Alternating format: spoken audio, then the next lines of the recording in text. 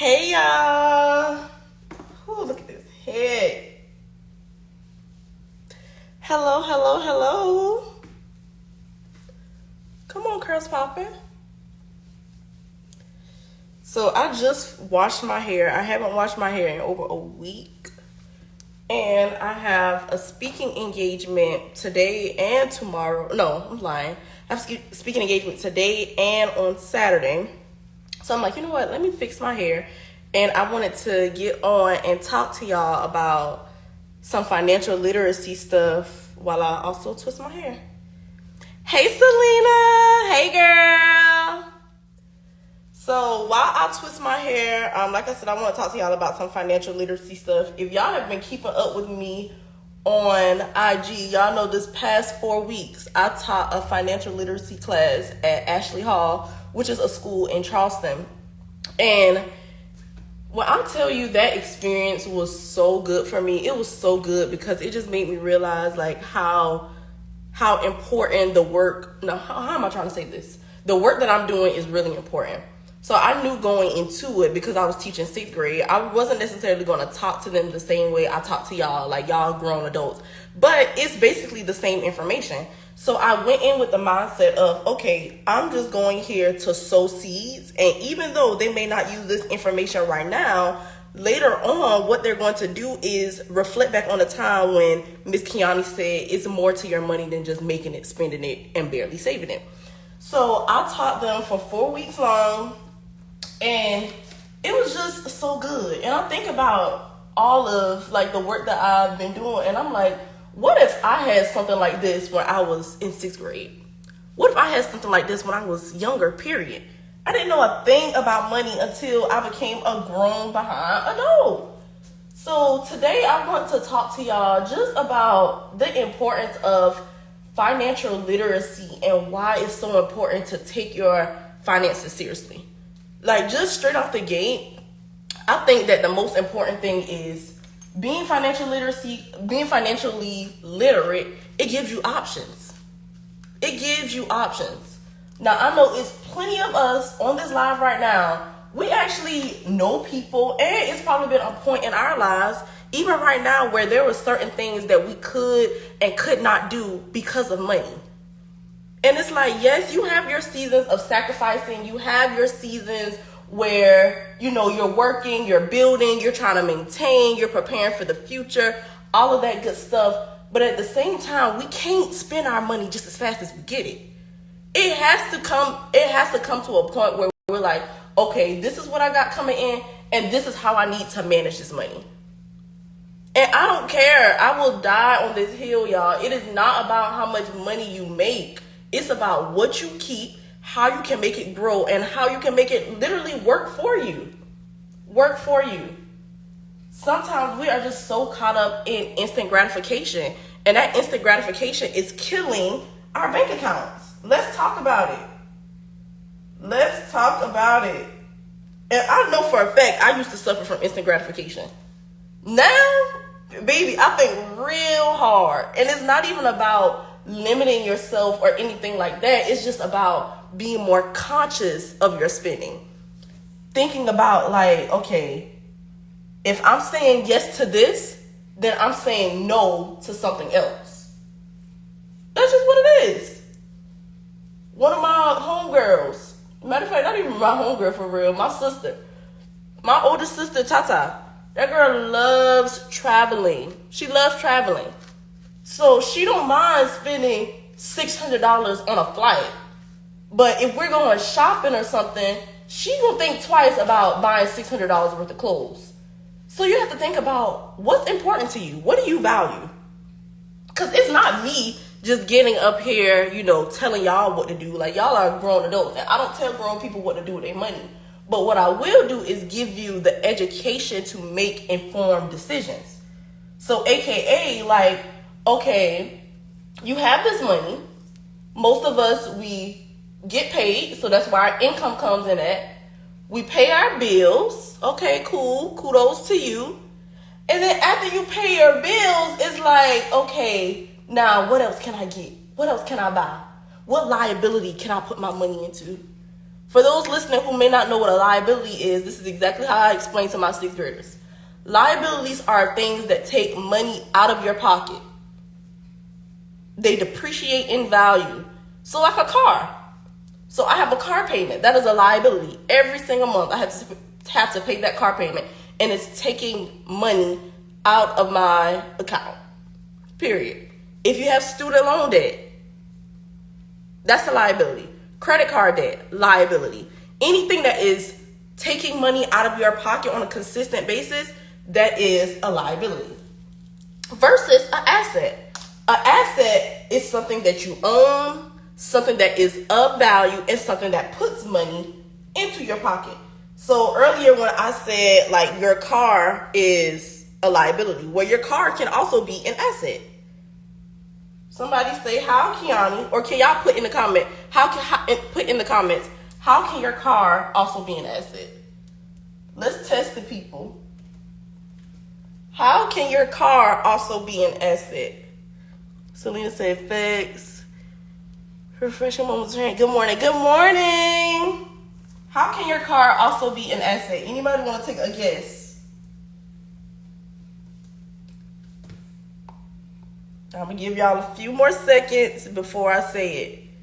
Even though your car is a liability, my car is a liability. Everybody that owns a car, it's a liability, but it can also be an asset. How can it be an asset? Selena said how. I want y'all to take a stab at it. If an asset is something that puts money into your pocket, it is of value, and you own it, how can your car also be an asset? It will get you to work to make money. Absolutely. Yes, that's right. So another thing, we live in a day and age, y'all, where Uber is booming, Lyft is booming, DoorDash is booming. What's the other thing? Instant Cart, where people go shop for you. All of these are different ways to make money. So if you are using your car to, let's just say, Uber or Lyft. I know people who Uber and Lyft and they make $500 in a weekend, depending on where you live. Even though your car is a liability, that is one way that it can also be an asset, because it is putting money into your pocket. It is bringing money in. So remember, with assets and liabilities, assets are things that you own, things that are of value, and things that add money into your pocket. Liabilities, on the other hand, could also be things that you own, but they depreciate in value and they take money out of your pocket. So earlier when I said we go to work, we make our income, we pay our bills, and then we go find a liability to put our money in. I want us to change our mindset around that. For one, when you get paid, the first thing that I want you to get into the habit of doing is saving. It's saving. If you are a believer, of course, pay your tithes first. You give first. After that, you need to pay yourself. Pay yourself first. Long gone the days of saying, I'm about to pay my bills and I'm going to splurge and I'm going to save later. Y'all, it doesn't happen. It does not happen. So if you could just get your saving out of the way first, there will never be a time where your savings account is looking crazy unless you save the money and you're always dipping into it. You need to get in the habit of saving first. So let's talk about it as if we about to get paid, because y'all know the first is right around the corner. Let's see what y'all said. Celine said, because you aren't paying on the car, you are putting it somewhere else. Yes. So if you don't have a car payment anymore, yes, that is true. You're freeing up more of your money. So in that case, like, your car would still be looked at as a liability. But if you are using your car to make money, like Uber, Lyft, Instacart, any of those sorts, then yes, your car can also be an asset. Wait a minute, get off my road, because I stay in my savings. Y'all already know, as a responsible homegirl, I do not judge, I do not shame or anything like that, but I will keep it real.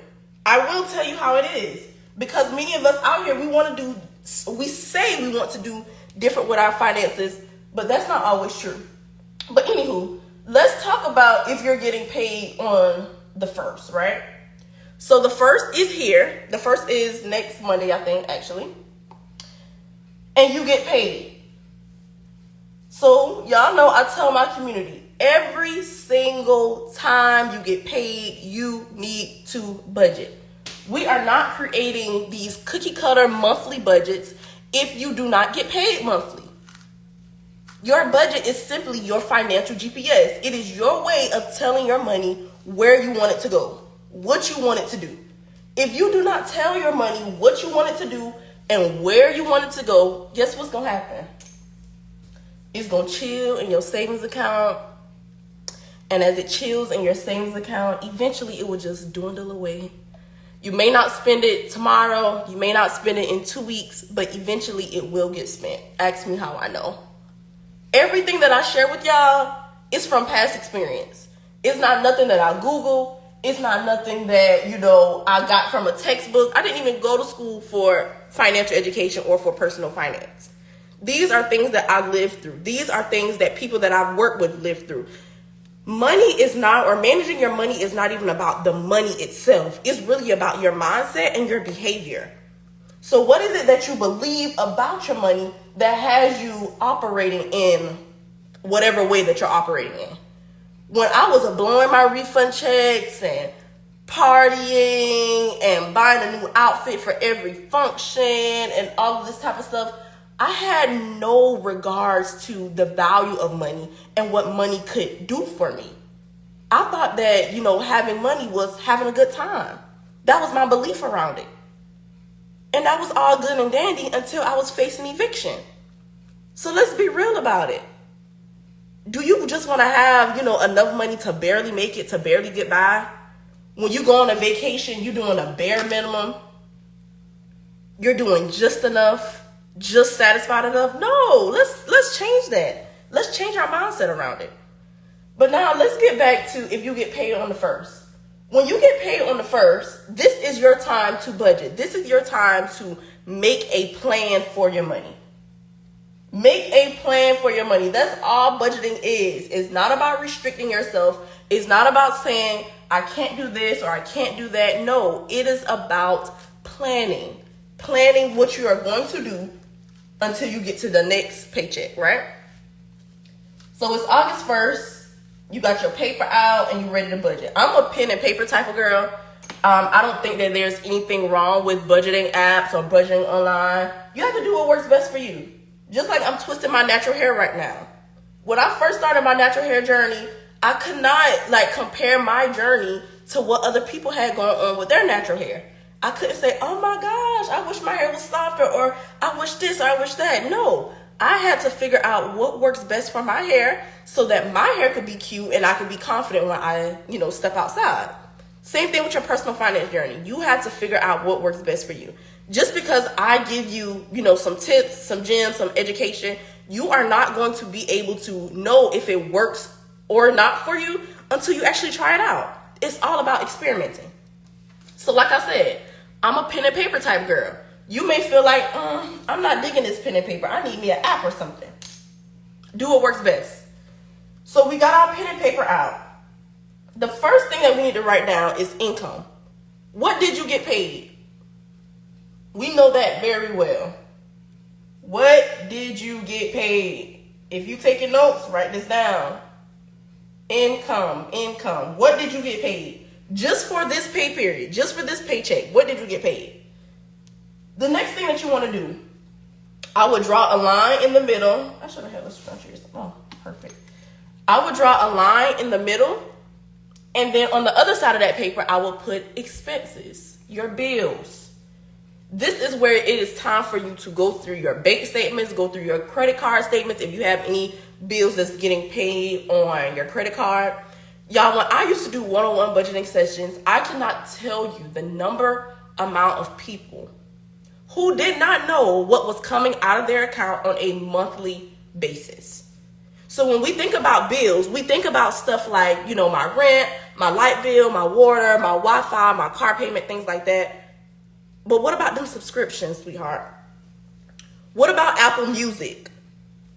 What about Tidal? What about Amazon Prime? What about, y'all know these subscriptions? One of my clients had like a curl box or something, some sort of beauty box.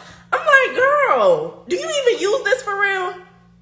So this is the time to go through your bank statements, and you need to look at every single thing that is coming out, reoccurring on a monthly basis.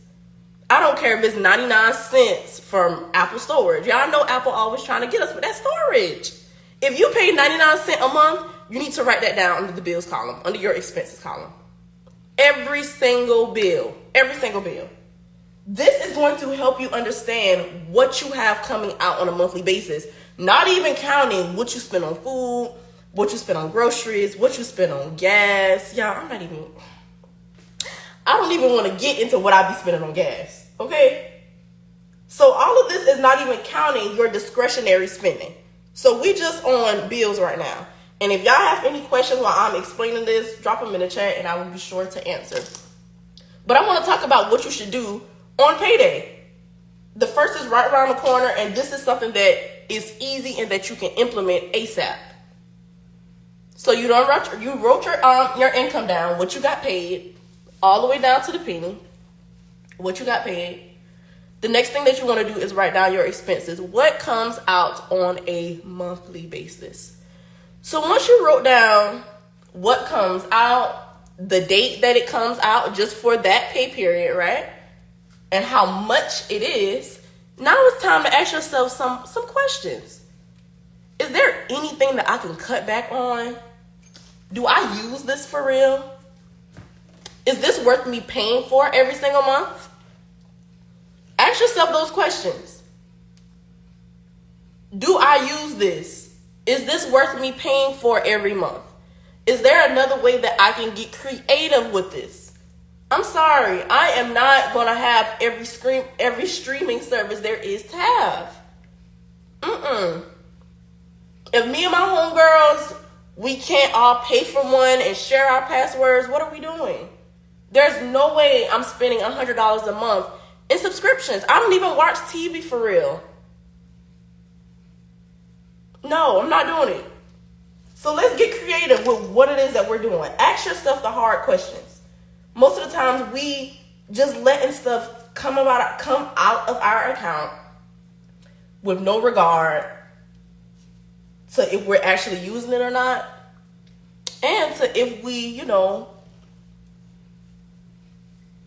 if it's still adds value to our lives in some sort of way. So make sure you ask yourself those hard questions. So the next thing, if you can cut back on some areas, if you plan to get rid of some subscriptions, do it right then and there. I will put a star beside it. I would highlight it, and I would get rid of the subscriptions right then and there. You do not want to let another month go by with you still having a subscription. So take a note of it. Put a star beside it, highlight it, do something, and get rid of it. Okay? Y'all do know that $10 a month is $120 a year. So even though it's like, oh, this is just $10. But where else could that $10 go?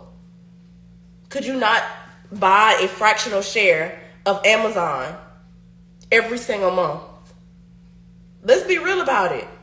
I can't afford a whole Amazon share, which is like, last time I checked, which was a couple of months ago, it was like $2,000 and something dollars. I can't afford to buy a whole share. But baby, please believe I have plenty of fractional shares. Yes, you can buy $10 worth of Amazon. So you got to think about this in a building wealth mindset perspective. If I get rid of Netflix because my homegirl has Netflix and we can share passwords and I have Hulu and she can get my Hulu password, now this $14.99 or this $10 that I just freed up is something else that I could put this towards.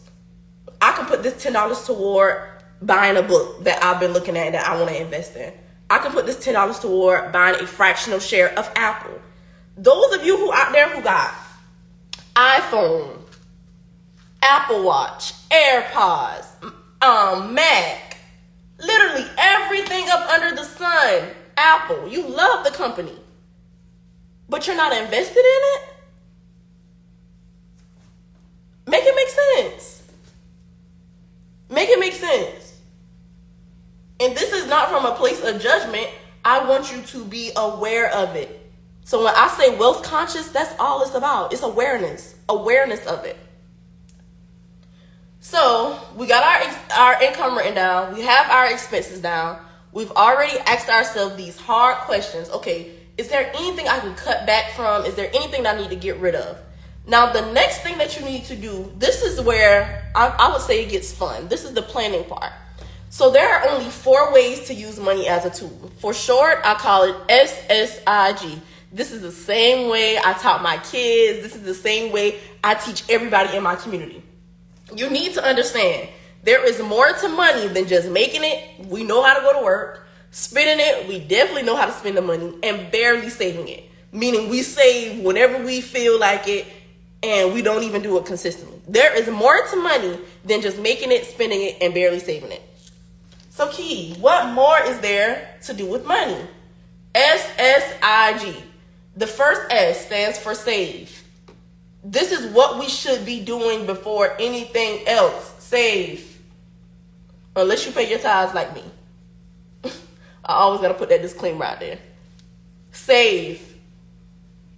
Kiani, what should I save? I would highly recommend saving anywhere between 10 and 20% of your income. Whatever you feel comfortable doing. Between 10 and 20%. If you feel like that's a bit much for me right now, that's okay. Start with what you can. On every single Saturday, I encourage my community to save at least $20. For the rest of the year, we're turning it up a notch. So we're saving until we get to 100. So 20 this week, 40 the week after, 60, 80, 100 till we get to 100. And then we're starting right back at 20. But even if you can't do that, it's okay. Don't y'all know if you save $20 for 52 weeks, so for one whole year, you save $20, you will have over $1,000 in your bank account. And 70% of Americans don't have that.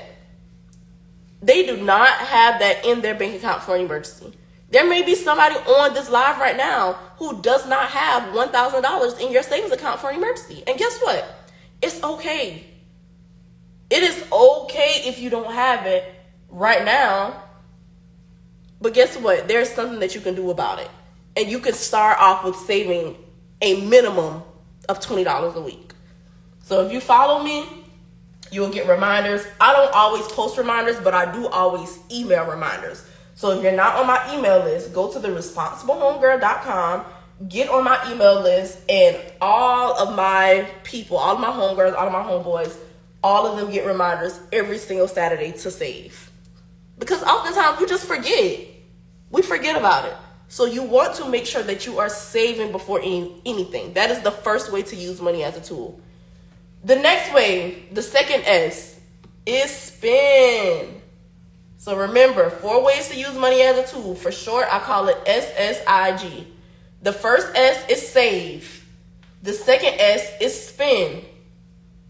Now, with your spend column, this is where I would label. For one, I will put my bills under this column and I would just label it. Bills, let's just say your bills are, for this pay period, $1,500. So you put bills, a dash, and then $1,500. Now, this is also the time to allocate more money to this column. So now you need to think about, what do I on average spend on gas? What do I on average spend on food? Or if you want to actually give yourself parameters around it, that's okay too. You can say, okay, for this pay period, I am only spending $50. Not 50 because gas high, baby.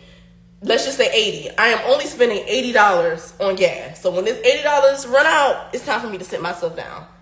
That is not my preferred way of planning out my money, because I just think that things happen. And if you go over, then what? My method is just to look at your patterns. And the way you look at your patterns is by going through your bank statements. Figuring out, what do I typically do? Because what you typically do is kind of like a prediction of what you will probably do in the future. But if you want to switch some things up, like in May, y'all, I looked through my bank statements and I saw that it wasn't even, the month wasn't even over yet, and I had already spent $400 eating out. I'm like, okay, baby, press your brakes.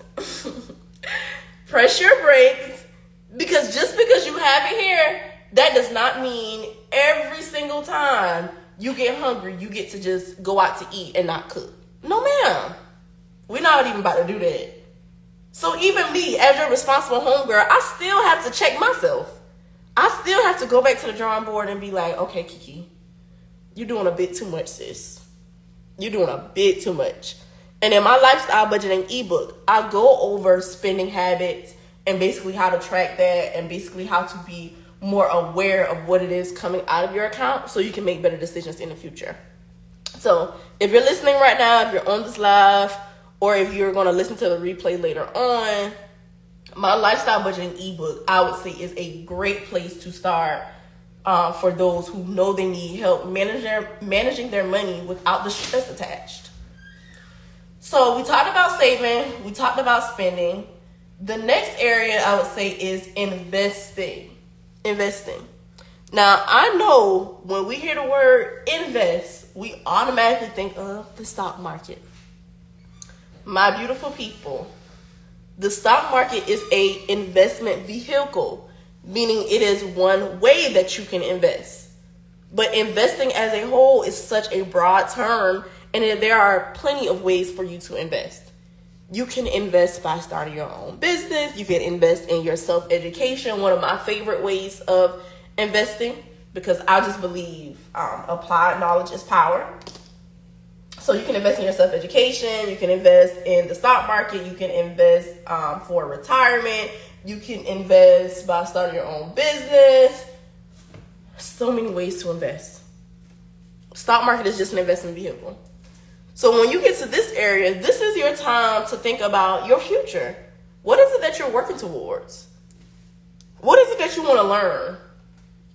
What goals have you put out there that you need to work on that's going to take a monetary investment? So if I want to learn something new and I've been following this person on Instagram for a little minute and they have the information that I desire, they got a course out or they got an ebook, okay, look at how much it costs.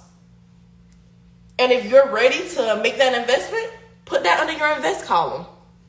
So for example, if you're listening right now and you're like, okay, Kiani is on the back of my neck about this budgeting and getting myself together, what do I need to do? Lifestyle budgeting, $27. It is an investment. It's an investment. That's an investment in your self-education, and then it can trickle down into other things. If you've been procrastinating for the longest and you know you want to start this business and all it takes is X amount of dollars to get started, that's an investment. Put down how much it takes to start, put that under your column, and let's get to it. If you've been saving for it, let's get to it. And then our last column, remember there are 4 ways to use money as a tool, for short SSIG. Save, spend, invest, and the G stands for give. The most slept on one, give. What are you giving this pay period? Are you going to give to your favorite charitable organization? Are you just going to surprise, one of your friends or family members with lunch? Are you going to give extra to your church? What are you going to do? What are you going to give? It's about to be back to school. Are you going to sponsor a child? Maybe buy them a book bag and some school supplies? Give for real. Be generous. Be generous. Most of us, we are holding on so tight to our money. And the same fist that you got, not letting no money out, how can money come in? It's the same thing. If you are doing this with your money, you don't want no money to come out, how can money come in? Make it make sense. So I want us to get in the habit of giving. Get in the habit of giving, and I'm not even going to tell you what's going to happen. I want y'all to report back to me and tell me what happened. And we're not giving to get. We're giving to be in a position to give more, because that's exactly what's going to happen. As you give, you're going to have more to give. Give to give, give to give. So if you are listening right now, you get paid on August 1st. I hope that this was very, very, very helpful for you. I want to do a quick recap because I think it's important to just get this through your mind. And the more you repeat it, the more you do it, the easier it will become for you. When you get paid, it should just come second nature. Okay, it's time for me to budget. Second nature, it's time for me to budget.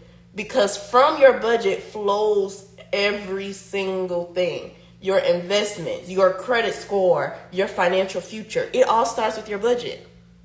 Many people out here with these horrible credit scores because they don't pay because like one area is they don't pay their bills on time. It goes back to budgeting. You prioritize something else over paying your bills. And then after a while, after 30 days, it reports to the credit bureaus. So everything dealing with your finances, it starts with budgeting. And this is why I'm so passionate about just budgeting your money and managing your money and sowing seeds, because the foundation is everything. Yes, I know it's a lot of people out there who want to invest in the stock market and start their own business and do this and do that. All of that is good and dandy. But once you get the money, what are you going to do with it? Once you manage the money, once you budget the money, what are you going to do with it? Most of us, we are so focused on getting more money, which is okay. That's me too. But at the same time, I am managing what I already have well. Period. I am managing what I already have well.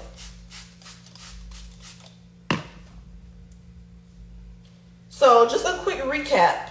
And if y'all have any questions, please drop them in the comments below so I can answer them for you. And y'all can start budgeting. So just a quick recap. Once you get paid on the first is right around the corner. The first thing you want to do is budget. Write down your income. Draw a line. Write down your expenses, your bills, what comes out on a monthly reoccurring basis. So no matter what, this is coming out monthly. What is that? Write down every single thing that comes out during this pay period and how much it costs. So most people, they pay their rent on the first, so rent would be there. So the first, rent, and then however much your rent is. So you want to write that down. After you have your whole entire list of what comes out this pay period, not the entire month. Y'all, we are doing one pay period at a time. Once you have that written down, the next thing that you want to do is ask yourself some tough questions. Is there anything that I can cut back from? Is there anything that I can get rid of? Is there anything that does not add value to my life that I am consistently paying for? This is the time where I need you to go through your bank statements, go through your credit card statements, and look at what is coming out of your account on a reoccurring basis. So after you do that, if you are getting rid of anything, if you are cutting back, highlight it, put a star beside it, do something that signifies that you're getting rid of it, and then actually get rid of it after you finish budgeting. You do not want to procrastinate and put it off and end up not doing it and have to pay for it again next month. So make sure you do that. After you have written those down, the next thing I would do is look at my spending habits. While you have those bank statements open, go ahead, look at your spending habits. What do you typically spend on gas? What do you typically spend eating out on food? What do you typically spend on groceries? This is going to help you when you start budgeting your money and planning for it. Okay? So income, expenses, spending habits. Now there are 4 ways to use money as a tool. For short, we call it SSIG. The first S is save, spend, invest, and give. 4 ways to use money as a tool. Save, spend, invest, and give. Period. Now, if you are, pretty good with your finances and you're like, okay, I don't know, or not even good. If you're just you're trying to plan out and you don't really know what you want to spend money on, because that has been a struggle for some of my clients in the past, I always refer them to their financial goals. What goals do you have? What goals are you working towards financially? Do you want to pay off your car quicker? Do you want to pay off this credit card debt? Do you want to start saving to start your own business? Do you want to start investing in the stock market? What is it that you want to do? So your financial goals is a great way to kind of plan out what it is that you want to do with your money. Do you have a trip coming up? Do you want to plan a trip? I want y'all to remember that budgeting is not about restricting yourself. It's all about planning. It's all about planning. So that's all I got. I was just reflecting on my time teaching my girls just about financial literacy, and being there, it showed me like this is so important, and it's never too early to start learning about money. Maybe if some of us learn about money a little bit earlier, we will be in different positions, but guess what? It's never too late to get it together. It is never too late to get it together.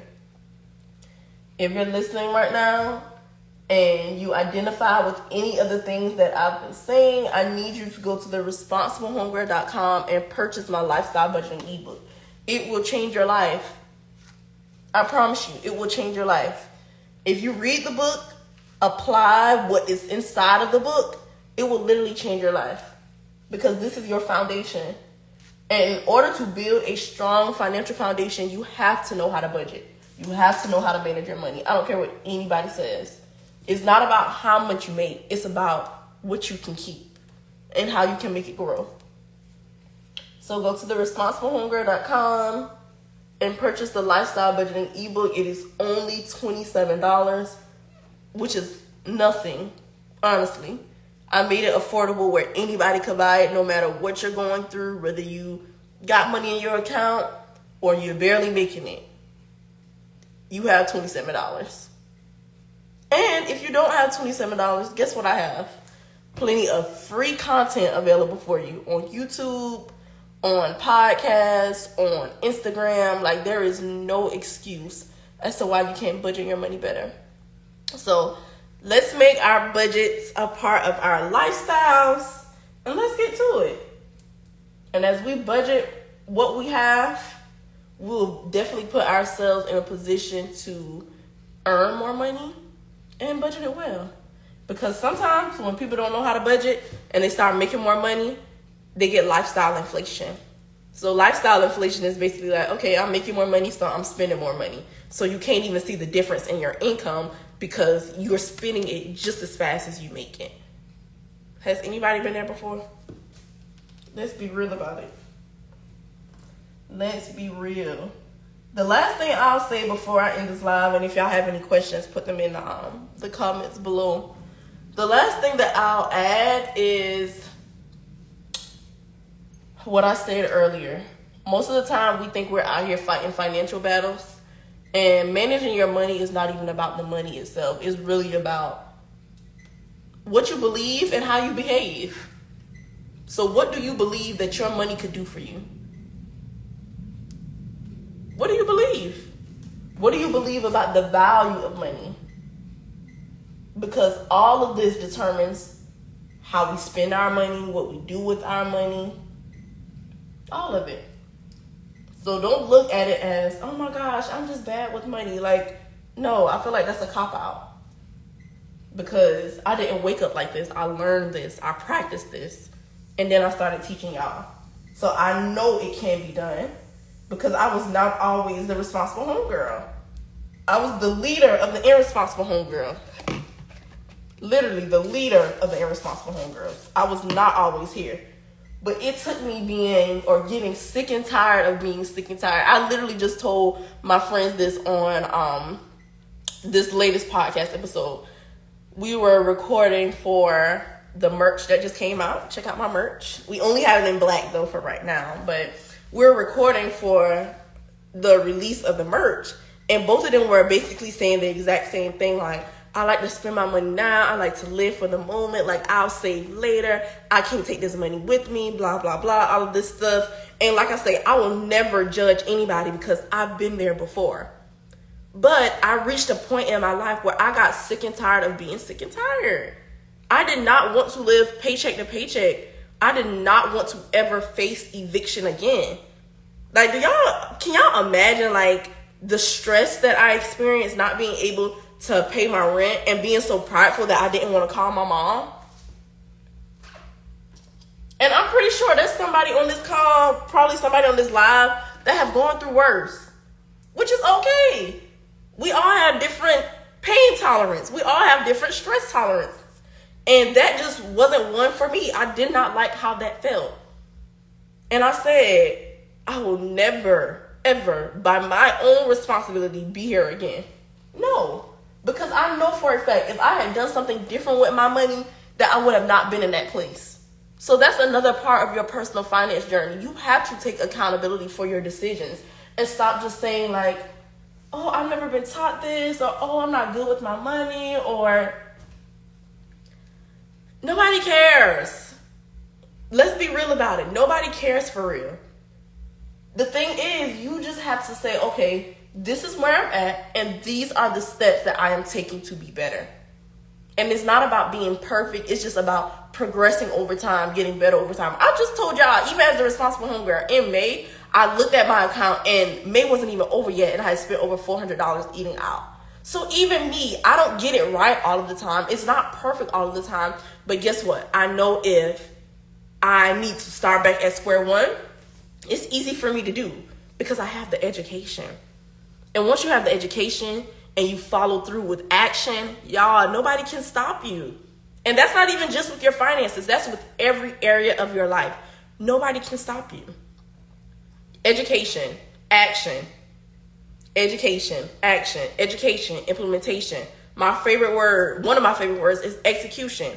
A lot of us talk a good game, but we're not willing to execute.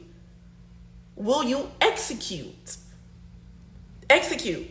I tell y'all on every single podcast episode, with exposure, execution, and consistency, there is nothing that you can't do.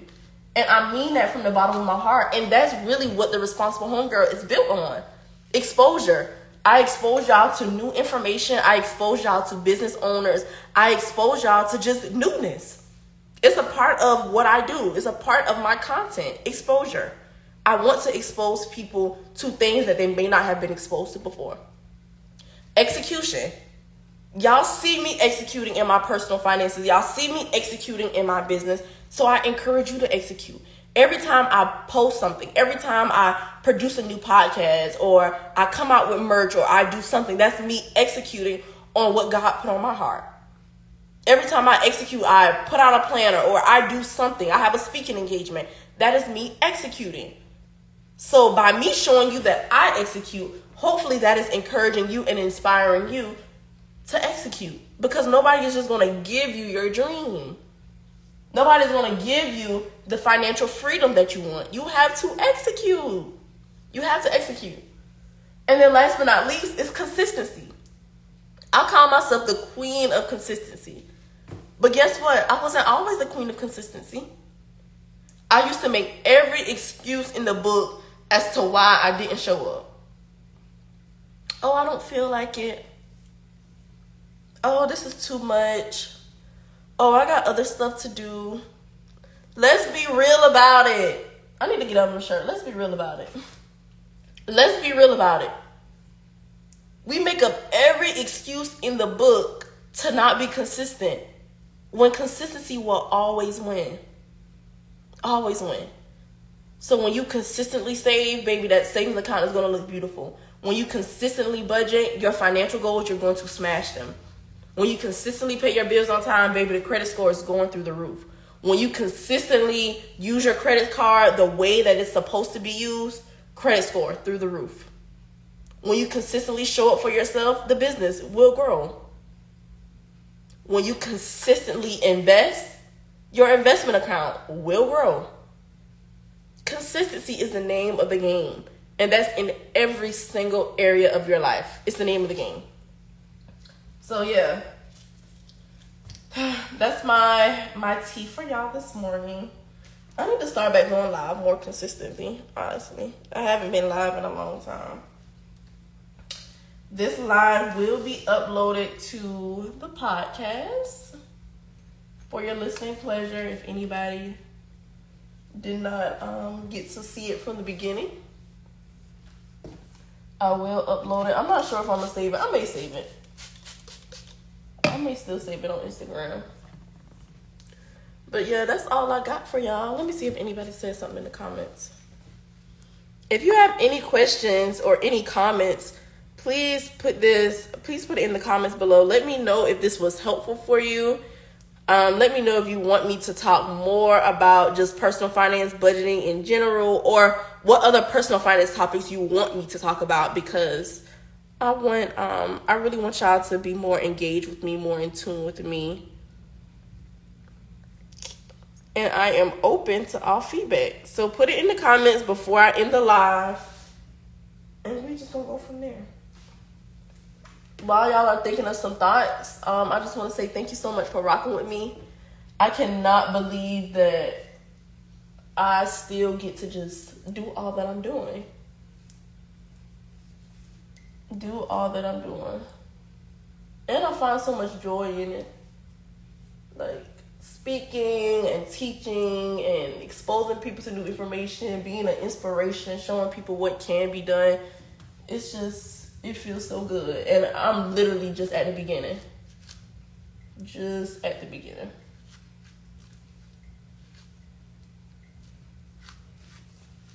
Did anybody put anything in the comments? Let's see. No? Okay, well, I don't see anybody commenting anything. Thank y'all so much for rocking with me. I appreciate y'all. And like I always tell you, with exposure, execution, and consistency, there is absolutely nothing you can't do. Lock in. We still have plenty of time left in 2022 to make it happen. I believe in you. I know that you can do it, but most importantly, do you believe in yourself? Do you think that you can do it? Not even think, do you know that you can do it? You have to have the strong knowing, the strong conviction. So that's all I got for y'all today. Thank you so much for rocking with me. Next time I go live, invite a homegirl, invite a homeboy, invite somebody, because they need this good information too. But I'll see y'all soon. Have an amazing Thursday. Bye.